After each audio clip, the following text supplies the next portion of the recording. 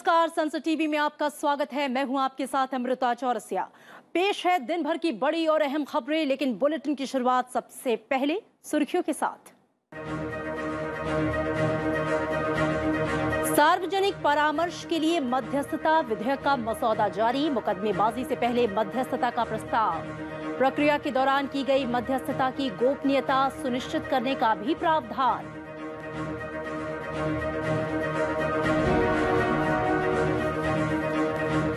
Covid महामारी के बाद बीजेपी राष्ट्रीय कार्यकारिणी की पहली बैठक कल दिल्ली में। प्रधानमंत्री, गृह मंत्री समेत कार्य समिति के 124 सदस्य होंगे शामिल। आगामी 5 राज्यों के विधानसभा चुनाव के अलावा कई दूसरे मुद्दों पर होगी चर्चा।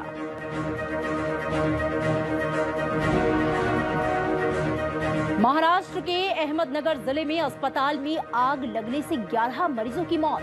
मुख्यमंत्री ने दिए घटना की जांच के आदेश। मृतकों के परिजनों को 5-5 लाख रुपए देने की घोषणा। राष्ट्रपति, उपराष्ट्रपति और प्रधानमंत्री ने जताया शोक।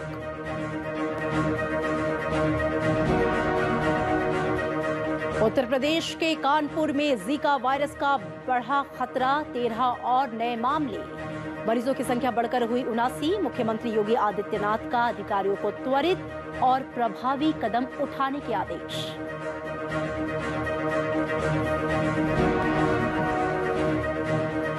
और देश भर में पूरी आस्था और उल्लास के साथ मनाया जा रहा है भाई दूज का त्योहार। भाइयों को तिलक लगाकर बहनें उनके दीर्घ जीवन और सुख समृद्धि की करती हैं मंगल कामना। उपराष्ट्रपति और प्रधानमंत्री ने दी बधाई।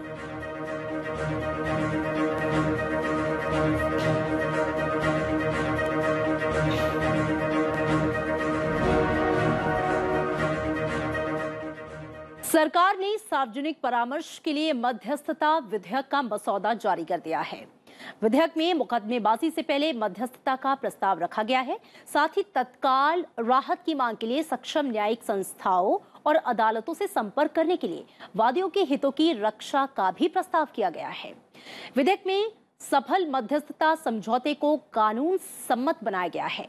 मध्यस्थता समझौता पार्टियों के बीच सहमति से बाहर है, इसलिए इसे सीमित आधार पर चुनौती दी जा सकती है। विधेयक के मुताबिक मध्यस्थता प्रक्रिया के दौरान की गई मध्यस्थता की गोपनीयता सुनिश्चित की गई है। विधेयक में यह भी साफ किया गया है कि 90 दिनों के भीतर मध्यस्थता निपटान समझौते का राज्य, जिला और तालुक कानूनी प्राधिकरणों में पंजीकरण सुनिश्चित किया जाए और इनके अभिलेख सुरक्षित रखे जाएं। मसौदे में भारतीय मध्यस्थता परिषद की स्थापना का भी प्रावधान किया गया है। विधायी परामर्श प्रक्रिया के तहत मसौदा विधेयक की प्रति टिप्पणी के लिए कानूनी मामलों के विभाग की वेबसाइट पर अपलोड कर दी गई है। बीजेपी अध्यक्ष जेपी नड्डा की अध्यक्षता में बीजेपी राष्ट्रीय कार्यकारिणी की बैठक कल सुबह 10 बजे शुरू होगी। बैठक में प्रधानमंत्री नरेंद्र मोदी, गृह मंत्री अमित शाह समेत राष्ट्रीय कार्य समिति के 124 सदस्य उपस्थित रहेंगे। तो वहीं विभिन्न राज्यों के मुख्यमंत्री, प्रदेश अध्यक्षों के नेतृत्व में 36 राज्यों एवं केंद्र शासित प्रदेशों की इकाइयां इस बैठक में वर्चुअली जुड़ेंगी।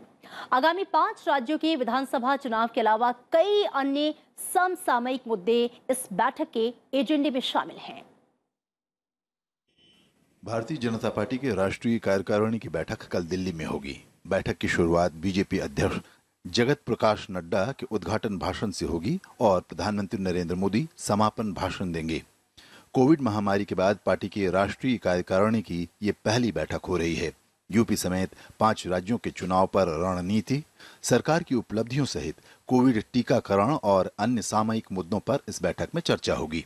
बैठक की शुरुआत माननीय राष्ट्रीय अध्यक्ष जी के अध्यक्षीय उद्बोधन के साथ प्रारंभ होगी। इस बैठक में प्रस्ताव योग पे चर्चा होगी और उसी के साथ साथ आगामी विधानसभा के 5 राज्यों के जो चुनाव होने वाले उस पर विशेष चर्चा होगी और उस पर मंथन होगा। आगामी कार्यक्रम भी इस कार्य समिति में उस पर चर्चा होगी। उसी के साथ साथ जो कोविड के दौरान और वैसे भी हम सबके बीच में नहीं रहे, उनके लिए भी शोक प्रस्ताव पारित होगा। बैठक की अध्यक्षता पार्टी के राष्ट्रीय अध्यक्ष जगत प्रकाश नड्डा करेंगे। तो प्रधानमंत्री नरेंद्र मोदी सहित पार्टी के सभी वरिष्ठ नेता इसमें शिरकत करेंगे। बीजेपी शासित राज्यों के मुख्यमंत्री, प्रदेश अध्यक्ष और राष्ट्रीय कार्य समिति के सदस्य प्रदेश कार्यालयों में बैठकर वर्चुअली इस बैठक से जुड़ेंगे।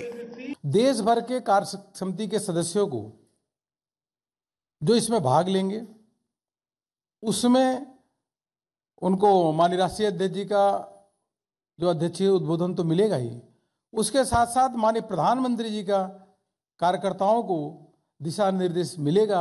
बीजेपी में राष्ट्रीय और आर्थिक मुद्दों पर रेजोल्यूशन पास करने की परंपरा रही है। इस मीटिंग के दौरान भी देश और मौजूदा राजनीतिक हालात को लेकर एक प्रस्ताव पारित किया जाएगा। ब्यूरो रिपोर्ट, संसद टीवी। भारत 10 नवंबर को अफगानिस्तान पर दिल्ली क्षेत्रीय सुरक्षा संवाद की मेजबानी करेगा। राष्ट्रीय सुरक्षा सलाहकार स्तर की इस बैठक की अध्यक्षता अजीत डोभाल करेंगे। मध्य एशियाई देशों के अलावा रूस और ईरान ने भी बैठक में शामिल होने की पुष्टि की है। पहली बार न केवल अफगानिस्तान के सबसे करीबी पड़ोसी बल्कि मध्य एशिया के सभी देश इस बैठक में शामिल हो रहे हैं। ये अफगानिस्तान में शांति और सुरक्षा को बढ़ावा देने में भारत की भूमिका का महत्व उजागर करती है। इससे पहले इस तरह की 2 बैठकें ईरान में सितंबर 2018 और दिसंबर 2019 में हुई थीं। कोरोना महामारी के कारण तीसरी बैठक के आयोजन में देर हुई। बैठक के लिए चीन और पाकिस्तान को भी आमंत्रित किया गया है। भारत की मेजबानी में होने वाली बैठक में अधिक से अधिक देशों का शामिल होना ये दर्शाता है कि अफगानिस्तान की स्थिति को लेकर क्षेत्रीय देश कितने चिंतित हैं और वे इस मुद्दे पर विचार विमर्श करना चाहते हैं। इस प्रक्रिया में भारत की महत्वपूर्ण भूमिका है। और महाराष्ट्र के अहमदनगर में आज अस्पताल के आईसीयू वार्ड में भीषण आग लगने से कोविड-19 से पीड़ित 11 मरीजों की मौत हो गई। मुख्यमंत्री उद्धव ठाकरे ने हादसे पर दुख जताते हुए मामले की जांच के आदेश दिए हैं। राज्य सरकार ने प्रत्येक मृतक के परिजनों को 5-5 लाख रुपए देने की घोषणा की है। जिला कलेक्टर को घटना की जांच करने का और 1 सप्ताह के भीतर रिपोर्ट सौंपने का आदेश दिया गया है। राष्ट्रपति रामनाथ कोविंद ने इस हादसे पर दुख जताया है। उन्होंने शोक संतप्त परिवारों के प्रति संवेदना जताई है। उपराष्ट्रपति वेंकैया नायडू ने भी इस हादसे पर दुख जताया है। उन्होंने अस्पताल में भर्ती मरीजों और वहां के डॉक्टरों और स्वास्थ्य कर्मियों की सुरक्षा की कामना की है। प्रधानमंत्री नरेंद्र मोदी ने भी हादसे पर दुख जताया और पीड़ित परिवारों के प्रति गहरी संवेदना जताई है।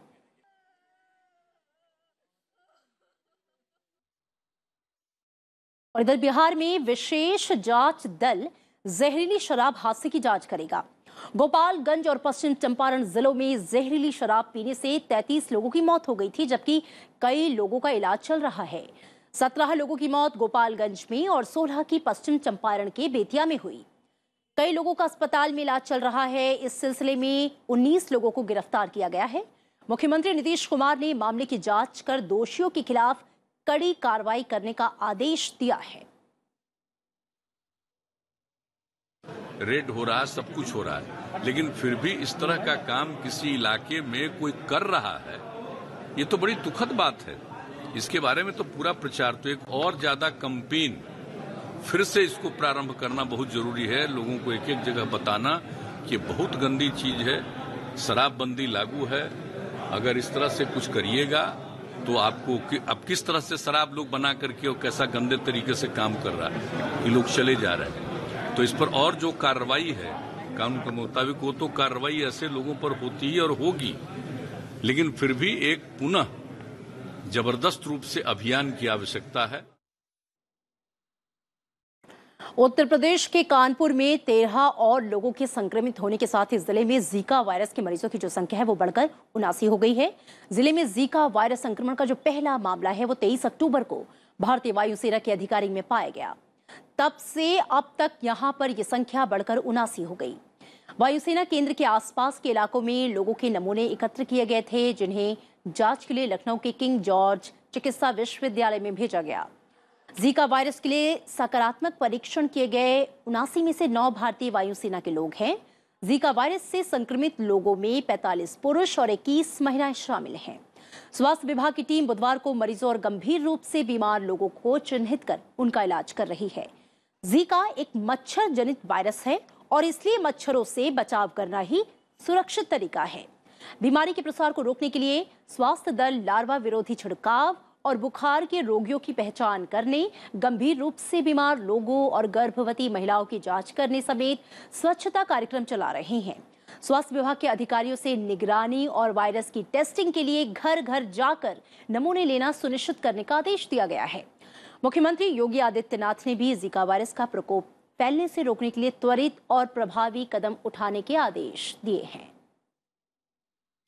उसके अब तक कुल मिलाकर 76,953 घरों में सर्विलांस की कार्रवाई पूरी कर ली गई है। उसी के साथ 71 टीमों ने सोर्स रिडक्शन और घरों में स्प्रे का कार्य किया, जिन्होंने आज 3,513 घरों में स्प्रे का कार्य किया और कुल मिलाकर अभी तक 25,050 घरों में सोर्स रिडक्शन की कार्रवाई पूरी कर दी गई है। आज सैंपल की टीमों ने भी 102 सैंपल भेजे गए। अब तक 2,888 सैंपल लखनऊ जांच के लिए भेजे गए जा चुके हैं। और राष्ट्रव्यापी टीकाकरण अभियान के तहत देश में अब तक 107,95,00,000 से अधिक कोविड रोधी टीके लगाए गए। स्वास्थ्य मंत्रालय के मुताबिक शुक्रवार को 20,75,000 से अधिक टीके लगाए गए हैं। देश में अभी 1,46,950 रोगियों का उपचार चल रहा है, जो 255 दिनों में सबसे कम संख्या है। उपचार करा रहे मरीजों की संख्या कुल संक्रमित लोगों के 1% से भी कम है। यह भी 0.43% है। स्वस्थ होने की दर 98.23% हो गई है। ये पिछले वर्ष मार्च में सबसे अधिक है। कल 12,509 मरीज संक्रमण मुक्त हुए। अब तक कुल 3,37,37,000 से अधिक मरीज जो हैं वो स्वस्थ हो चुके हैं। साप्ताहिक संक्रमण दर 1.27% है। ये पिछले 43 दिनों में 2% से भी कम पर बनी हुई है। देश में अब तक 8 लाख कोविड नमूनों की जांच के साथ ही आंकड़ा 61,39,00,000 से पार पहुंच चुका है। और अमेरिका में 18 साल से कम उम्र के बच्चे जल्द ही भारत बायोटेक की कोवैक्सीन को लगा सकते हैं और इसके लिए इजाजत मांगी गई है। अमेरिकी फार्मा कंपनी ओक्यूजेन ने घोषणा की है कि उसने 2 से 18 साल की उम्र के बच्चों के लिए कोविड-19 वैक्सीन कोवैक्सीन के आपातकालीन उपयोग के लिए अमेरिकी प्राधिकरण के अधिकारियों से अनुमति मांगी है। ये वैक्सीन भारत बायोटेक ने विकसित की है। इस वैक्सीन को बुधवार को ही विश्व स्वास्थ्य संगठन ने आपातकालीन स्वीकृति दी है। दुनिया के 17 देशों में पहले ही इसे उपयोग की मंजूरी मिल चुकी है। अमेरिका से बाहर के वयस्कों को विशेष रूप से भारत में इस वैक्सीन की लाखों खुराकें दी जा चुकी हैं।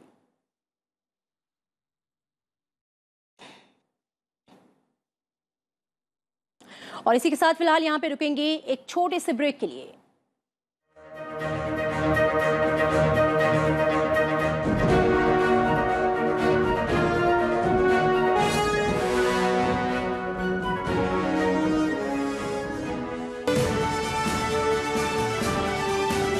Watch Perspective on Sunset TV at 9:30 p.m.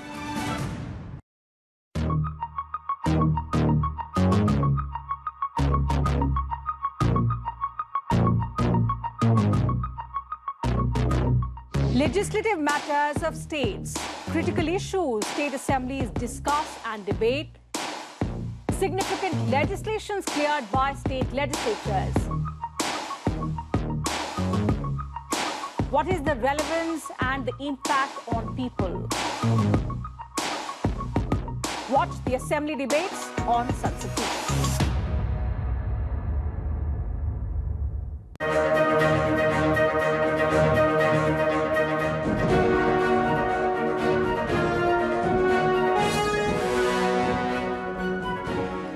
Break के बाद स्वागत है आपका। आप देख रहे हैं आज की खबर और अब नजर राज्यों से जुड़ी अहम खबरों पर।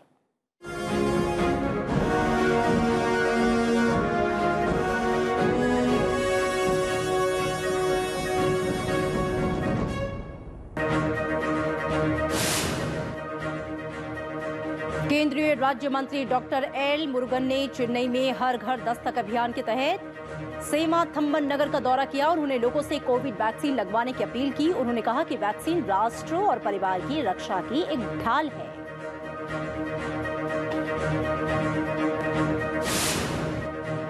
उत्तर प्रदेश के मुख्यमंत्री योगी आदित्यनाथ ने आज औरैया में राजकीय मेडिकल कॉलेज और विकास की अन्य परियोजनाओं का शिलान्यास और लोकार्पण किया। मुख्यमंत्री ने कहा कि बढ़ती महंगाई को नियंत्रण में लाने के लिए प्रधानमंत्री की पहल पर सरकार ने डीजल पेट्रोल के कर में 12 रुपए की कटौती की है। उत्तर प्रदेश के मुख्यमंत्री योगी आदित्यनाथ ने इटावा में सेंट्रल जेल का उद्घाटन किया। जुलाई 2021 में जेल का निर्माण कार्य 2 अरब 72 लाख में पूरा हो गया था। जेल सैफई तहसील क्षेत्र की ग्राम पंचायत फूलापुर के गांव महोला में बनाया गया है।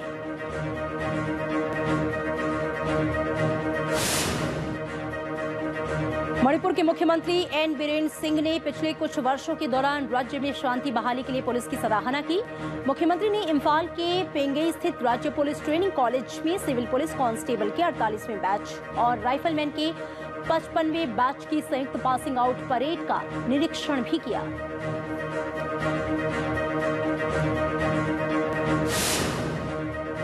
करोड़ों रुपए की मनी लॉन्ड्रिंग मामले में गिरफ्तार किए गए महाराष्ट्र के पूर्व गृह मंत्री अनिल देशमुख को मुंबई की विशेष अदालत ने 14 दिनों की न्यायिक हिरासत में भेज दिया है।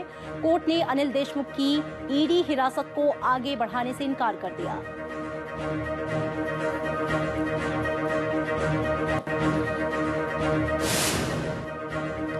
छत्तीसगढ़ के सुकमा में पुलिस और सीआरपीएफ की संयुक्त टीम ने मोरपल्ली इलाके से 8 लाख रुपए और 5 लाख रुपए के 2 इनामी समेत 8 नक्सलियों को गिरफ्तार किया है। गिरफ्तार नक्सलियों के पास से आईईडी विस्फोटक और आपत्तिजनक साहित्य बरामद किया गया।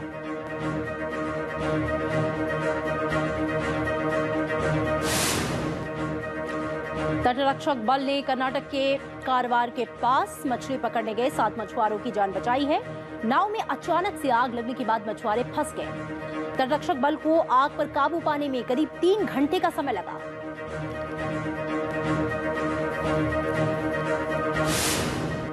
उत्तर प्रदेश के आगरा में आज सुबह आसमान पर धुंध की मोटी परत छाई रही।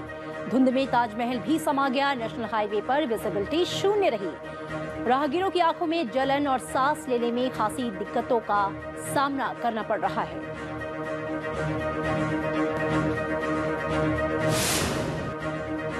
भारत पाक युद्ध के दौरान पाकिस्तान पर भारत की जीत का प्रतीक स्वर्णिम विजय मशाल सैन्य सम्मान के साथ त्रिपुरा पहुंचा। अगरतला में जिम्नास्ट दीपा कर्माकर ने विजय लॉ की रक्षा करने वाले काफिले का स्वागत किया।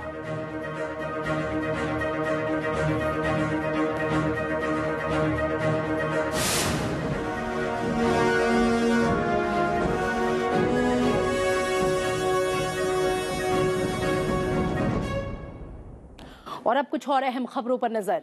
उपराष्ट्रपति वेंकैया नायडू ने 2 दिन की बिहार यात्रा पर वो आज शाम पटना पहुंचे। राज्यपाल और बिहार के मुख्यमंत्री नीतीश कुमार ने उनका स्वागत किया। अपनी यात्रा के दौरान उपराष्ट्रपति पूर्वी चंपारण और नालंदा का भ्रमण करेंगे। उपराष्ट्रपति कल पूर्वी चंपारण के पिपराकोठी में पंडित दीनदयाल उपाध्याय बागवानी और वानिकी विश्वविद्यालय परिसर में डॉक्टर राजेंद्र प्रसाद केंद्रीय कृषि विश्वविद्यालय के दूसरे दीक्षांत समारोह को संबोधित करेंगे।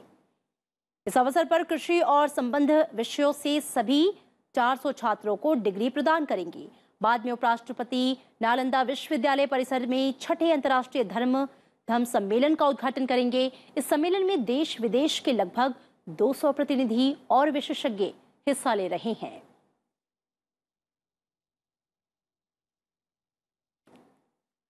और अब तक कुल 22 राज्यों और केंद्र शासित प्रदेशों ने उपभोक्ताओं को राहत देने के लिए पेट्रोल और डीजल पर वैट में कटौती की है। केंद्रीय उत्पाद शुल्क घटाए जाने के बाद केंद्र ने राज्यों और केंद्र शासित प्रदेशों से वैट में कमी करने को कहा था। पेट्रोलियम और प्राकृतिक गैस मंत्रालय के मुताबिक पेट्रोल की कीमतों में सबसे ज्यादा 13 रुपए 43 पैसे की कमी केंद्र शासित प्रदेश लद्दाख में हुई। इसके बाद कर्नाटक में 13 रुपए 35 पैसे और पुदुचेरी में 12 रुपए 85 पैसे प्रति लीटर की कमी की गई। डीजल की कीमत में भी सबसे अधिक 19 रुपए 61 पैसे की कमी लद्दाख में की गई। इसके बाद कर्नाटक और पुदुचेरी हैं। अब तक 14 राज्यों और केंद्र शासित प्रदेशों ने पेट्रोल और डीजल के वैट पर कोई कमी नहीं की है। सरकार ने पेट्रोल पर उत्पाद शुल्क में 5 रुपए प्रति लीटर और डीजल पर 10 रुपए प्रति लीटर की कमी की है।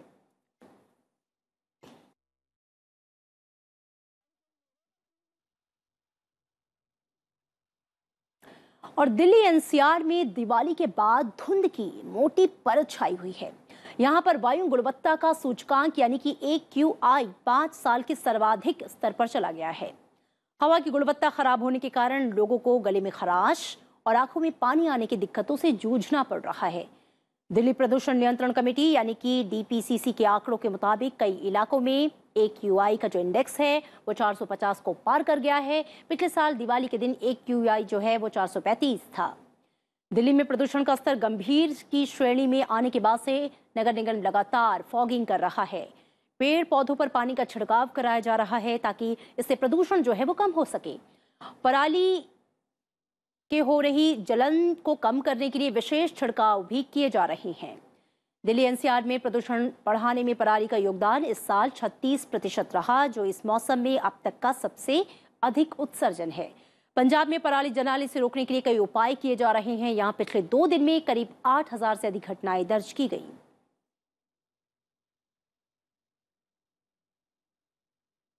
और भारतीय अंतर्राष्ट्रीय फिल्म महोत्सव का 52वां संस्करण गोवा में आयोजित किया जाएगा। यह महोत्सव 20 से 28 नवंबर तक होगा। इस महोत्सव का आयोजन भारत सरकार के सूचना और प्रसारण मंत्रालय के फिल्म महोत्सव निदेशालय द्वारा गोवा की राज्य सरकार और भारतीय फिल्म उद्योग के सहयोग से किया जाता है। हर साल फिल्म महोत्सव के दौरान चलचित्र संबंधी कुछ बेहतरीन कार्यों को सराहा जाता है और भारत और दुनिया भर की सर्वश्रेष्ठ फिल्में दिखाई जाती हैं। 52वें भारतीय अंतर्राष्ट्रीय फिल्म समारोह में जहां आजादी के अमृत महोत्सव का रंग दिखेगा, तो वहीं पहली बार IFFI ने महोत्सव में भाग लेने के लिए प्रमुख OTT प्लेटफॉर्म को भी आमंत्रित किया है। गोवा में 9 दिनों तक चलने वाले इस महोत्सव में भारतीय पैनोरमा में प्रदर्शित होने वाली फिल्मों को ज्यूरी ने फाइनल कर दिया है। भारतीय पैनोरमा में जिस फीचर फिल्म को पहले दिखाने का चयन किया गया है वो एमी बरुआ द्वारा निर्देशित सेमखोर दिमासा है, जबकि राजीव प्रकाश द्वारा निर्देशित वेद द विजनरी पहली भारतीय गैर फीचर फिल्म होगी जो कि महोत्सव में प्रदर्शित की जाएगी। हंगरी के फिल्म निर्माता एस्तेबान सजाबो और हॉलीवुड आइकन मार्टिन स्कॉर्सेस को सत्यजीत रे लाइफटाइम अचीवमेंट अवार्ड से नवाजा जाएगा। एस्तेबान रवाजो और मार्टिन स्कॉर्सेस मशहूर फिल्म डायरेक्टर और निर्माता और पटकथा लेखक हैं।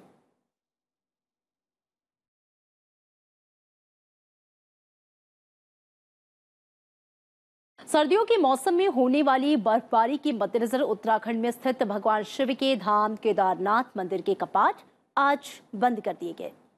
इससे पहले सभी धार्मिक अनुष्ठान पूरे किए गए, जिसके बाद से सुबह करीब 8 बजे मंदिर के कपाट सर्दियों के लिए बंद कर दिए गए। मंदिर के कपाट बंद होने के बाद से बाबा केदारनाथ की पंचमुखी मूर्ति को फूलों से सजी पालकी में उखी मठ के ओंकारेश्वर मंदिर में ले जाया गया, जहां सर्दियों के महीनों में उनकी पूजा की जाती है। इस साल सितंबर में 4 धाम यात्रा शुरू होने के बाद से लेकर अब तक 2,40,000 से अधिक तीर्थयात्रियों ने केदारनाथ मंदिर में दर्शन किए।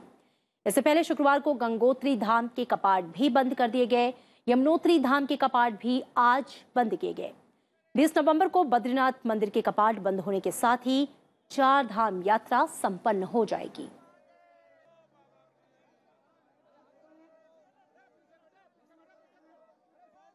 और संयुक्त राष्ट्र के एक प्रस्तावित मसौदे में पत्रकारों और मीडिया कर्मियों के खिलाफ सभी तरह के हमलों, प्रतिशोध और हिंसा की स्पष्ट रूप से निंदा करने और सरकारों से इन अपराधों के दोषियों को दंडित करने के लिए कार्रवाई किए जाने का आग्रह किया गया है। महासभा के इस प्रस्तावित मसौदे में उन पत्रकारों और मीडिया कर्मियों की तत्काल और बिना शर्त रिहाई का आग्रह किया गया है जिन्हें मनमाने ढंग से गिरफ्तार किया गया या हिरासत में लिया गया या फिर उन्हें बंधक बना लिया गया या फिर कई मामलों में उन्हें गायब तक कर दिया गया।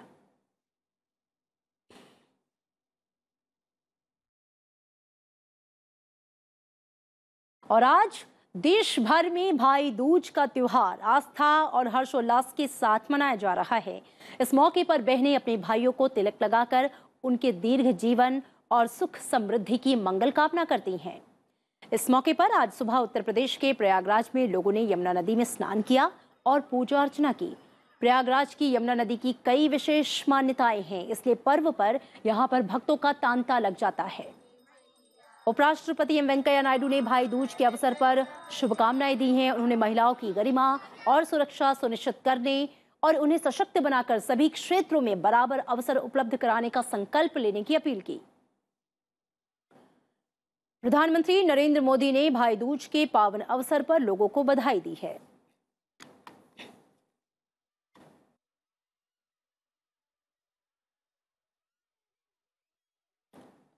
और इसी के साथ बुलेटिन में फिलहाल इतना ही। चलते चलते आपको छोड़ जाते हैं राजकोट के स्वामी नारायण मंदिर की तस्वीरों के साथ।